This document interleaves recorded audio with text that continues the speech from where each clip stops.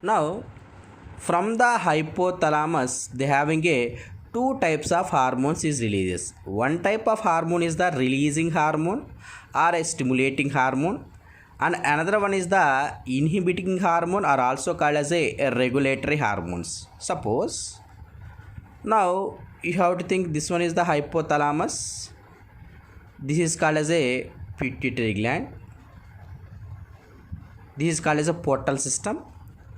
From hypothalamus, what I said, two types of hormone, either it is a releasing or inhibiting. Now we can go for the gonadotropical releasing hormone releases from the hypothalamus through portal system. It is enter into the anterior part of the pituitary gland.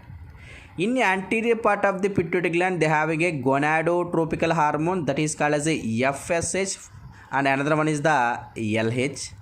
That's why this gonadotropical releasing hormone through portal system enter into the anterior part of the pituitary gland, and it can stimulate the follicle stimulating hormone and luteinizing hormone. That's why this hormones is stimulated by gonadotropical releasing hormone. This hormones is released from the hypothalamus. That's why all the hormones, either it is a stimulating or regulating, is from the hypothalamus region. That's why hypothalamus is called as a master gland of the endocrinal system.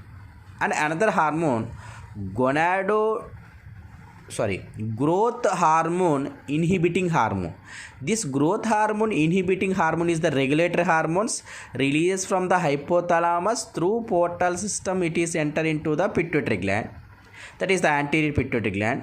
They having a somatostatin. Somatostatin is the growth inhibiting hormone. This is inhibited by the growth hormone inhibiting hormone that is released from the hypothalamus. That's why either it is stimulator or inhibitor, both they can be released from the hypothalamus region. Now here, follicle stimulating hormone and luteinizing hormone, these both will be released from the anterior part of the pituitary gland. Now follicle stimulating hormone in males, what is the use?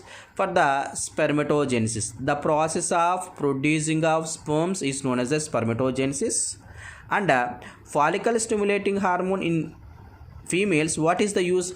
Growth to the Graafian follicle. It means the primary follicle, secondary follicle, tertiary follicle, then to the Graafian follicle. That all the development is takes place by the presence of hormone that is called as a follicle stimulating hormone. And another one is the luteinizing hormone. This luteinizing hormone in males, what is the use? It can stimulate the Leydig cells. Suppose this one is the testis. This is called as a testicular lobules. Between the testicular lobules, they having a seminiferous tubules, a coil shape. Between the seminiferous tubules, they having a cells that is called as a Leydig cells. This Leydig cells, when this luteinizing hormone can stimulate the Leydig cells, it can stimulate the androgens. From the androgens, it can release the testosterone.